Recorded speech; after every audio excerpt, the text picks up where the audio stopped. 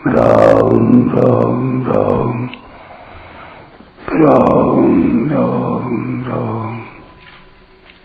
राम राम राम नारायण नारायण। संबंध।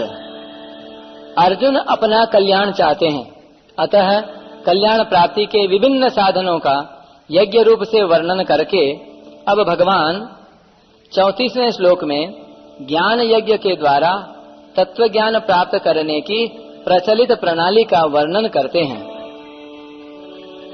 तद्विद्धि प्रणिपातेन परिप्रश्नेन सेवया उपदेक्ष्यन्ति ते ज्ञानं ज्ञानिनस्तत्त्वदर्शिनः।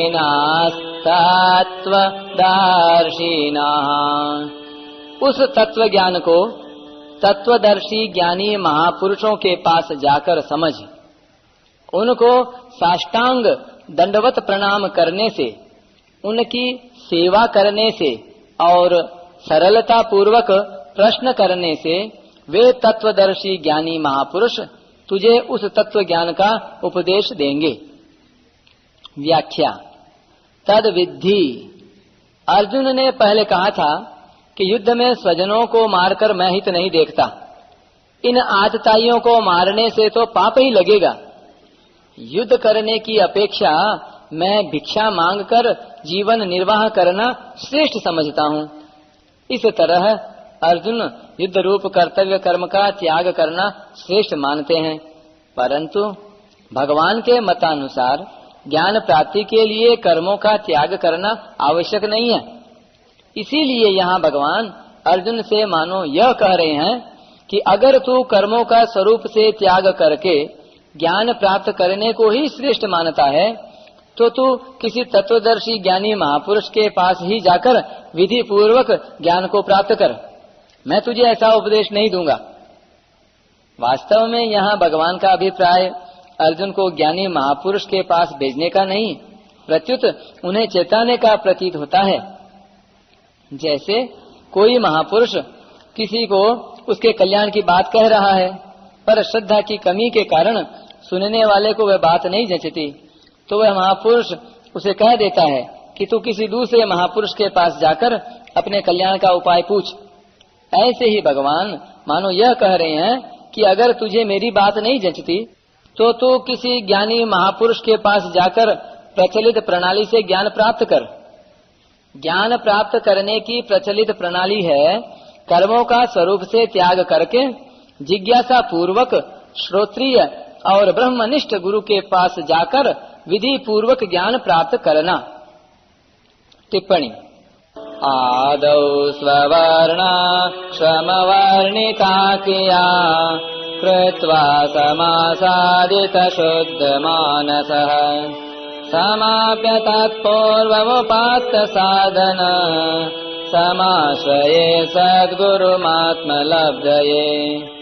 अध्यात्म रामायण में यह आया है, सबसे पहले अपने अपने वर्ण और आश्रम के लिए शास्त्रों में वर्णित क्रियाओं का यथावत पालन करके चित्त शुद्ध हो जाने पर उन क्रियाओं का त्याग कर दे, फिर श्रम दम आदि साधनों से संपन्न होकर आत्मज्ञान की प्राप्ति के लिए सद्गुरु की शरण में जाए।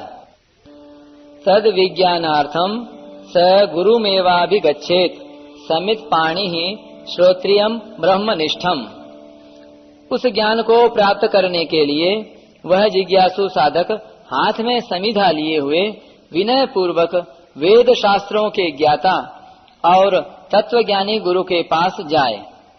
आगे चलकर भगवान ने 38वें श्लोक में कहा है कि यही तत्व ज्ञान तुझे अपना कर्तव्य कर्म करते करते, यानी कर्मयोग सिद्ध होते ही दूसरे किसी साधन के बिना स्वयं अपने आप में प्राप्त हो जाएगा।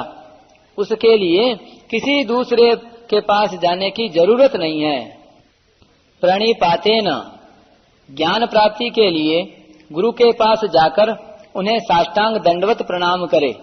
तात्पर्य यह कि गुरु के पास नीच पुरुष की तरह रहे, नीचवत सेवेत सद्गुरुम, जिससे अपने शरीर से गुरु का कभी निरादर तिरस्कार न हो जाए। नम्रता, सरलता और जिज्ञासु भाव से उनके पास रहे और उनकी सेवा करे। अपने आप को उनके समर्पित कर दे, उनके अधीन हो जाए। शरीर और वस्तुएं दोनों उनके अर्पण कर दे। साष्टांग दंडवत प्रणाम से अपना शरीर और सेवा से अपनी वस्तुएं उनके अर्पण कर दे। सेवया, शरीर और वस्तुओं से गुरु की सेवा करे, जिससे वे प्रसन्न हो वैसा काम करे। उनकी प्रसन्नता प्राप्त करनी हो तो अपने आप को सर्वथा उनके अधीन कर दे। उनके मन के संकेत के आज्ञा के अनुकूल काम करे। यही वास्तविक सेवा है। संत महापुरुष की सबसे बड़ी सेवा है उनके सिद्धांतों के अनुसार अपना जीवन बनाना। कारण कि उन्हें सिद्धांत जितने प्रिय होते हैं उतना अपना शरीर प्रिय नहीं होता। सिद्धांत की रक्षा के लिए वे अपने शरीर तक का सहर्ष त्याग कर देते हैं। इसलिए सच्चा सेवक उनके सिद्धांतों का दृढ़ता पूर्वक पालन करता है। परिप्रश्नेन, केवल परमात्म तत्व को जानने के लिए जिज्ञासु भाव से सरलता और विनम्रता पूर्वक गुरु से प्रश्न करे। अपनी विद्वत्ता दिखाने के लिए अथवा उनकी परीक्षा करने के लिए प्रश्न न करे। मैं कौन हूँ, संसार क्या है, बंधन क्या है, मोक्ष क्या है, परमात्म तत्व का अनुभव कैसे हो सकता है, मेरे साधन में क्या क्या बाधाएं हैं, उन बाधाओं को कैसे दूर किया जाए, तत्व समझ में क्यों नहीं आ रहा है, आदि आदि प्रश्न केवल अपने बोध के लिए जैसे जैसे जिज्ञासा हो वैसे वैसे करे। ज्ञानिनः तत्वदर्शिनः, तत्वदर्शिनः पद का तात्पर्य यह है कि उस महापुरुष को परमात्म तत्व का अनुभव हो गया हो, और ज्ञानिनः पद का तात्पर्य यह है कि उन्हें वेदों तथा शास्त्रों का अच्छी तरह ज्ञान हो। ऐसे तत्वदर्शी और ज्ञानी महापुरुष के पास जाकर ही ज्ञान प्राप्त करना चाहिए। अंतःकरण की शुद्धि के अनुसार ज्ञान के अधिकारी 3 प्रकार के होते हैं, उत्तम, मध्यम और कनिष्ठ। उत्तम अधिकारी को श्रवण मात्र से तत्व ज्ञान हो जाता है। इस पर एक टिप्पणी, उत्तम अधिकारी वही है जिसमें तत्व प्राप्ति की लगन हो, जिसको तत्व प्राप्ति में भविष्य अच्छा न लगे, अर्थात जो वर्तमान में ही तत्काल तत्व प्राप्ति करना चाहता हो। मध्यम अधिकारी को श्रवण, मनन और निधिध्यासन करने से तत्व ज्ञान होता है। कनिष्ठ अधिकारी तत्व को समझने के लिए भिन्न भिन्न प्रकार की शंकाएं किया करता है। उन शंकाओं का समाधान करने के लिए वेदों और शास्त्रों का ठीक ठीक ज्ञान होना आवश्यक है, क्योंकि वहाँ केवल युक्तियों से तत्व को समझाया नहीं जा सकता।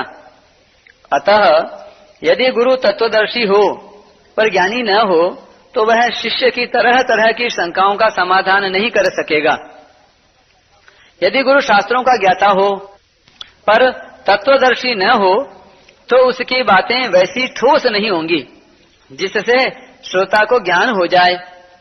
वह बातें सुना सकता है, पुस्तकें पढ़ा सकता है, पर शिष्य को बोध नहीं करा सकता। इसलिए गुरु का तत्वदर्शी और ज्ञानी दोनों ही होना बहुत जरूरी है। उपदेक्ष्यन्ति ते ज्ञानम, महापुरुष को दंडवत प्रणाम करने से, उनकी सेवा करने से और उनसे सरलता पूर्वक प्रश्न करने से वे तुझे तत्व ज्ञान का उपदेश देंगे। इसका यह तात्पर्य नहीं है कि महापुरुष को इन सब की अपेक्षा रहती है। वास्तव में उन्हें प्रणाम, सेवा आदि की किंचन मात्र भी भूख नहीं होती।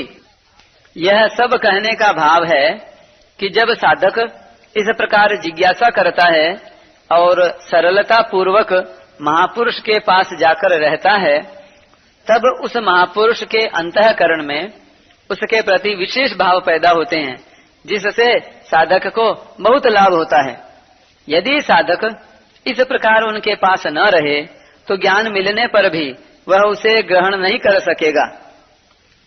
ज्ञानम पद यहाँ तत्व ज्ञान अथवा स्वरूप बोध का वाचक है। वास्तव में ज्ञान स्वरूप का नहीं होता, प्रत्युत संसार का होता है। संसार का ज्ञान होते ही संसार से संबंध विच्छेद हो जाता है और स्वतः सिद्ध स्वरूप का अनुभव हो जाता है। उपदेक्ष्यन्ति पद का यह तात्पर्य है कि महापुरुष ज्ञान का उपदेश तो देते हैं, पर उससे साधक को बोध हो ही जाए ऐसा निश्चित नहीं है। आगे 39वें श्लोक में भगवान ने कहा है कि श्रद्धावान पुरुष ज्ञान को प्राप्त करता है। श्रद्धावान लभते ज्ञानम, कारण कि श्रद्धा अंतःकरण की वस्तु है, परंतु प्रणाम, सेवा, प्रश्न आदि कपट पूर्वक भी किए जा सकते हैं। इसलिए यहाँ महापुरुष के द्वारा केवल ज्ञान का उपदेश देने की ही बात कही गई है और 39वें श्लोक में श्रद्धावान साधक के द्वारा ज्ञान प्राप्त होने की बात कही गई है।